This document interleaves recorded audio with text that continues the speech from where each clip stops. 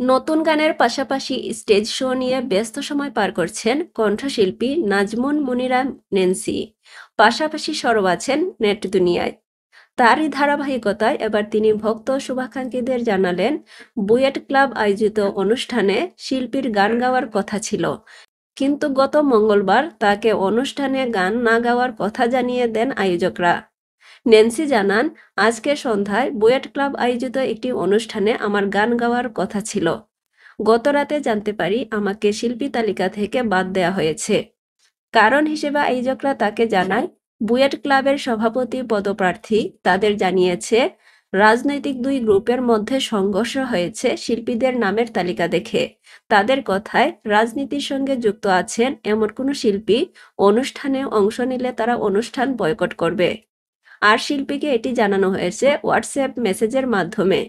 এ বিষয়ে প্রশ্ন রেখে ন্যান্সি বলেন, বুয়েট ক্লাবের সদস্যরা কি হঠাৎ করেই আমার রাজনৈতিক মতাদর্শ জানতে পারলেন? রাজনৈতিক পরিচয় থাকলে কি এভাবে একজন শিল্পীকে অসম্মান করা যায়? আমি কি যেচে অনুষ্ঠানটি করতে চেয়েছিলাম, নাকি আপনারা অতি আগ্রহী ছিলেন? বুয়েট পরিবার পরিচয়ে কোনো অগ্রিম সম্মানই না দিয়ে অযৌক্তিক অজুহাতে অনুষ্ঠান বাতিল কি কোনো প্রফেশনাল আচরণের মধ্যে পড়ে?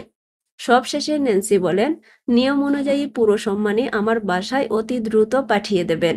অনুষ্ঠানের একটি প্রোমো ভিডিও তারা তৈরি করেছিল, যেখানে আমার নামের আগে বিশেষণ দেয়া হয়েছে মেলোডি কুইন। আপনারা পারেন বটে। এদিকে সম্প্রতি মেক্সিকো এবং যুক্তরাষ্ট্র সফর শেষে দেশে ফিরেছেন ন্যান্সি। মূলত মেক্সিকো সিটির বাংলাদেশ দূতাবাসে বাংলাদেশের স্বাধীনতা ও জাতীয় দিবসের ৫৪তম বর্ষপূর্তিতে গান গাইতেই ছিল তার এই সফর। অন্যদিকে সোমবার সন্ধ্যায় ন্যান্সির নতুন গান প্রকাশ হয়েছে। গানের শিরোনাম জানি আমি নেই।